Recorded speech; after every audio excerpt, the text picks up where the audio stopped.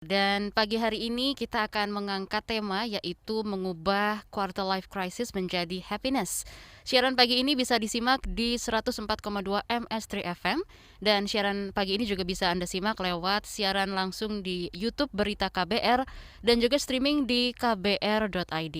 Bagi Anda yang ingin berinteraksi pada hari ini bisa langsung telepon ke nomor bebas pulsa di 0800 24 57 893 dan juga WhatsApp ke 0812 118 8181.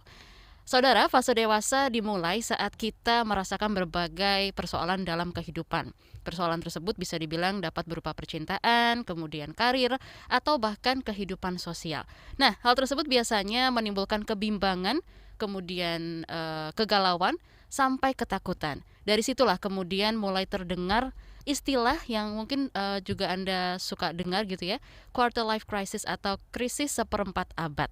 Lalu bagaimana cara anak muda agar tetap survive di fase quarter life crisis ini dan bagaimana juga cara mengubah menjadi quarter life happiness?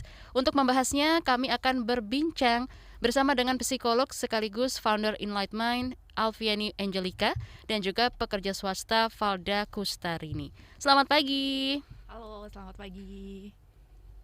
Selamat pagi Mbak Alfi, suaranya? Pagi, kedengeran Yes, suaranya? terdengar Oke, jelas. Semoga sip, di tahun baru ini sip. juga hati dan juga jiwa raganya semakin baru dan sehat juga ya untuk kita semua. Nah, Mbak Alfi dan juga Valda, kalau kita ngomongin soal fenomena quarter life crisis ini sendiri gitu ya, hampir dikatakan dialami oleh orang-orang yang usianya tuh muda ke dewasa atau sekitar 18 sampai 30 tahun. Nah, dari ilmu psikologi sendiri nih Mbak Alfi, apa sih yang sebenarnya arti dari fenomena quarter life crisis ini sendiri? Bisa dijelaskan Mbak Alfi, silakan. Oke. Oke, sebenarnya istilah quarter life crisis itu masuk di term psikologi populer ya, karena memang ditemukan tahun 57 oleh Elliot Jacks pada saat dia membawakan papernya di British Psychoanalysis Society gitu. Pada waktu itu dia present, dia bilang banyak klien yang memang dihadapi pada waktu praktek klinisnya itu jadi usia mid gitu ya, mungkin antara mid 20 sampai 30 gitu, yang mengalami depresi yang berlangsung beberapa tahun gitu. Nah, jadi kalau misalkan dirangkum semuanya sebagai definisi dari quarter life crisis, itu adalah sebuah periode di antara usia kira-kira tadi mid 20 sampai ke around 30 gitu ya, di mana seseorang mengalami rasa mungkin cemas, kebingungan mencari arah hidup, juga mempertanyakan kualitas hidup saya nih kayak gimana ya? Ini pekerjaan yang saya inginkan bukan sih? Lalu biasanya diwarnai seputar tema pekerjaan dan percintaan gitu. Oke. Tapi sebenarnya apa nih Mbak penyebab dari quarter life crisis ini sendiri? Penyebab dari quarter life crisis kalau misalnya di usia-usia itu kan early adult masuknya ya. Di early adult itu sebenarnya wajar dialami ya. Wajar dialami karena memang kalau di teori formal psikologinya itu ada teori Erik Erikson bilang bahwa usia remaja akhir itu memang kita usia remaja itu kita masuk ke usia mencari identitas. Nah, lalu mulai early adult gitu 18 ke atas 20-an itu kita mulai masuk ke periode intimacy.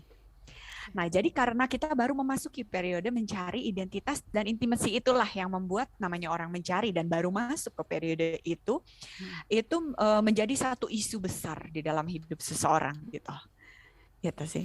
Oke, tadi Mbak sempat sebut pekerjaan dan percintaan juga ya, lebih tepatnya seperti itu. Ya. Kita pengen tahu salah satu dari narasumber kita di pagi hari ini, pendengar, ada Valda.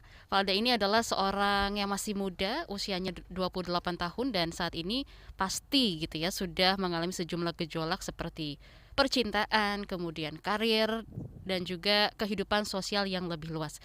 Nah, Valda, pernah nggak sih masuk ke dalam quarter life crisis ini sendiri?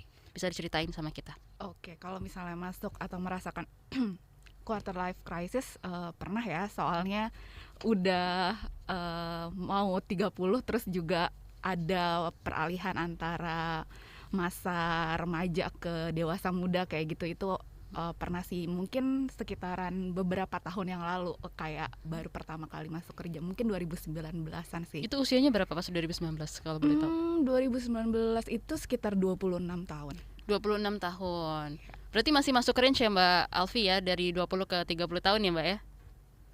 Masuk, Oke. masih masuk. Oke. Memenuhi syarat. Memenuhi syarat ya. Oke, baik. Nah, Valda, sebenarnya gejolak apa nih yang paling besar dirasain pada saat kamu memasuki fase dewasa ini sendiri? Dan mungkin kekhawatiran-kekhawatiran apa yang muncul saat itu?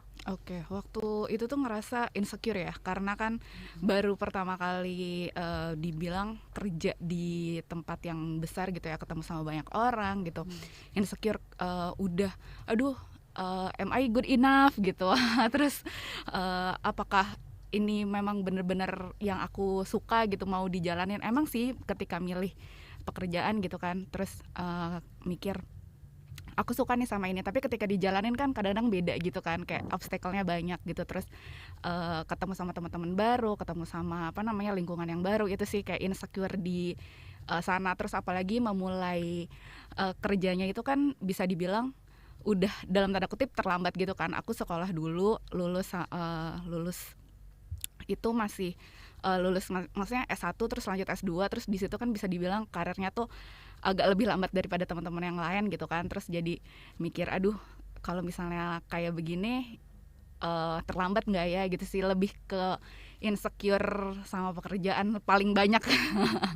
Jadi mungkin ada rasa ini ya, insecure teman-teman yang lain kok kayaknya udah jauh lebih cepat pekerjaannya iya. gitu kali ya, Iya, mungkin iya, ngerasa iya. kesana juga. Nah, kita tanya lagi ke Mbak Alfi ya. Mbak Alfi, seberapa besar sih lingkungan terdekat itu mempengaruhi munculnya si quarter life crisis ini sendiri? Sangat besar kontribusinya ya. Lingkungan yang terdekat di kita itu juga yang seringkali menggaungkan pertanyaan-pertanyaan yang tidak bisa kita jawab ya. Tentunya Mbak Valda juga pasti mengalaminya ya. Apalagi kalau misalkan keluarga terutama ya, udah lulus kuliah, udah dapat kerja, yang ditanya apa coba?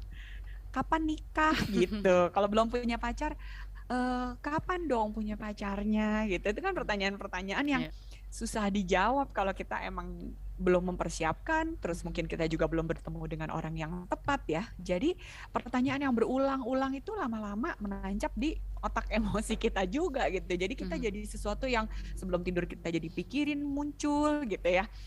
Atau dari teman-teman kita juga gitu. Sama ya, tentunya sangat mempengaruhi. Begitu. Nah, berarti kalau bisa dibilang Valda ini bisa mencegah quarter life crisis itu sendiri, punya cara nggak waktu di awal-awal gitu? Atau akhirnya menemukan cara itu seperti apa gitu ceritanya? Kalau dulu sebelum apa namanya, karena kan prosesnya pertama pas ngerasain itu ya, pas ngerasain quarter life crisis itu pasti denial pertamanya. Pertamanya tuh denial, terus kabur sejauh-jauhnya, dalam artian healing enggak menarik diri gitu loh. Kalau aku okay. menarik diri gitu, jadi enggak terlalu banyak kontak sama semua orang, dan maunya tuh kayak, kalau aku kan senengnya tuh kan K-pop ya, jadi aku kerjanya nonton video K-pop terus gitu. Kayak aku tuh berusaha melupakan masalah gitu. karena aku insecure, terus ngerasa kayak aduh, aku tuh kurang baik kalau misalnya di depan banyak orang gitu. Jadi akhirnya ya udah, kegiatannya yang sendirian aja gitu. Ya udah, nonton video, terus nontonin ya kebanyakan sih nonton video K-pop gitu ya. Aku nggak suka drama, tapi aku nontonin idol K-pop gitu loh, kayak bisa begadang kayak gitu. Terus turns out jadi apa ya, ketika menghadapi masalah ya masalahnya kan nggak selesai ya, jadi ya itu seperti malah numpuk masalah gitu. Jadi beralihnya ke hal-hal yang Valda sukain gitu ya, hobi seperti itu. Nah, Mbak Alfi, Valda ini kan mencoba menarik diri nih seperti yang tadi dia bilang. Apakah menarik diri ini bisa dibilang pas atau tepat gitu, dan apa aja nih Mbak batasan dalam menarik diri? Menarik diri pastinya itu untuk mendistraksi ya Mbak Valda tadi ya, pasti ya. Ya, menarik diri itu tidak menyelesaikan masalah pastinya. Karena kita akan kembali lagi kepada masalah kita. Hal-hal yang dilakukan hanya sekedar mendistraksi. Tapi tadi balik lagi ya, kegalauan kita plus lagi besoknya ditanya lagi yang berulang-ulang, ada di dalam diri kita terus, gitu ya. Jadi menarik diri is not a solution sebenarnya, gitu. Baik, Mbak Alfi dan juga Valda, saat ini kita sudah tersambung dengan penelpon yang ada di Durensawit dengan Pak Jimmy. Selamat pagi Pak Jimmy. Selamat pagi. Ya, silakan dengan pertanyaannya. Ya, mau nanya aja seberapa bahaya sih life crisis ini untuk jangka panjangnya gitu. Mungkin bantu dulu kayak Seberapa bahaya quarter life crisis ini untuk jangka panjang? Aha, kemudian? Terus hal yang kita lakukan untuk keluar dari sini itu seperti apa gitu, langkahnya gitu, awalnya dari apa gitu. Baik, ada lagi kah Pak Jimmy? Udah itu aja. Baik, terima kasih Pak Jimmy atas pertanyaannya. Ya, silakan mungkin bisa langsung ditanggapi oleh Mbak Alfi, Mbak. Gimana nih? Ya, oke. Jadi seberapa bahayanya tentunya tergantung dari kondisi kita juga ya, dan bagaimana kita menyikapinya gitu. Kalau misalkan seberapa bahaya, ada yang sudah sampai posisi panic attack gitu, bisa jadi begitu ya. Panic attack itu artinya serangan panik yang bisa terjadi kapan saja, di mana saja tanpa bisa kita rencanakan. Bahkan bisa terjadi pada saat kita mungkin lagi mengemudi. Nah, itu bahaya. Kalau mau ditanya bahaya, itu bahaya. Lalu yang bisa menjadi bahaya juga kalau kita menyadari ada sesuatu yang mengganggu rasa kita sampai mempengaruhi aktivitas normal kita. Jadi biasanya kita bisa bekerja dengan semangat. Oh, kali ini kayak malas banget ke kantor ya, malas banget mungkin merawat diri. Nah, kalau udah mulai begitu, segera temui profesional gitu. Temui profesional atau coba berbagi dengan teman dan nanti mungkin bisa menemui profesional. Jadi sesuatu ya rasa ya seperti itu lebih baik diolah, dikonsultasikan sehingga tidak berujung kepada penumpukan emosi yang menyebabkan masalah pada kesehatan mental kita gitu. Nah, kalau cara mengatasinya ini nanti ada di segmen berikutnya, mau sekarang dijawab atau gimana nih Mbak Naomi? Boleh nanti kita lanjutin lagi. Nanti Tapi tadi Mbak Alfi sempat sebut juga ya, ada rasa malas dan tidak semangat gitu Mbak. Nah, kita boleh menoleransi kondisi tidak semangat itu nggak Mbak? Atau gimana? Nah, kita perhatiin juga dulu ya, kadang-kadang kan normal juga di dalam hidup kita. Adalah hari-hari di mana kayak Monday feeling gitu ya, di mana kita, aduh Senin, males deh, coba masih Minggu gitu kan. Ya, itu kayaknya semua orang merasakannya dan kalau besoknya Selasa kita udah oke, Rabu oke sih kayaknya nggak apa-apa. Tapi kalau rasa males itu berkepanjangan, terus udah gitu juga mengubah perilaku sosial kita juga jadinya lebih menarik diri, menyendiri. Nah, pada saat itu mungkin bisa mulai mengkonsultasikan diri kita ke psikolog gitu. Karena ada yang berubah di dalam keseharian kita gitu.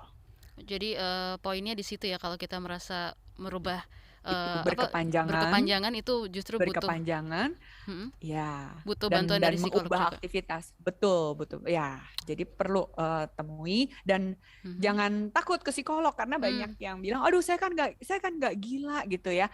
Enggak yang datang nggak selalu harus mengalami skizofrenia, istilah kita skizofrenia ya. Gitu untuk jadi sekarang ini bahkan kalau dulu waktu saya praktek di UI banyak banget juga mahasiswa-mahasiswi yang mengetuk pintu, mau ngobrol Mbak gitu. Itu aja boleh gitu aja tuh sederhana, kayak curhat tuh udah oke banget gitu. Udah lumayan menolong lah ya apa yang lagi kita rasain saat itu gitu. Nah, tapi karena memang sih Mbak Alfi, stigma ke psikolog itu masih buruk gitu ya kayaknya. Trennya gimana nih Mbak sekarang ya? Kalau trennya sekarang gimana nih Mbak? Sekarang kayaknya udah lebih menurun juga karena tadi ya kan dunia kita udah makin tanpa batas juga ya, di mana mungkin budaya kesehatan mental udah lebih diperhatikan, lalu juga udah mulai kita mengenali lewat film-film juga ya, di mana orang ke psikolog, lalu orang diskusi gitu-gitu ya. Jadi itu tuh cuma gitu doang. Oke deh, terus dengar teman kita yang ke psikolog gitu. Dan juga kalau kayak di kampus juga suka ada fasilitasi nih untuk kayak ayo sesama mahasiswa psikologi gratis boleh gitu, atau ada tarif khusus untuk mahasiswa. Nah, hal-hal kayak gitu yang makin mempermudah untuk orang-orang datang ke psikolog gitu. Saat ini sih udah lebih demikian ya. Baik, Mbak Alfi dan juga Valda, nanti kita akan lanjutkan kembali obrolan kita dan juga perbincangan kita di pagi hari ini. Untuk Anda yang ingin bertanya atau memberikan komentar melalui telepon bebas pulsa, silakan bisa gunakan 0800 2457 893 atau juga lewat WhatsApp di 0812 118 8181. Ruang Publik KBR dengan tema mengubah quarter life crisis menjadi happiness akan kembali. Tetaplah bersama kami.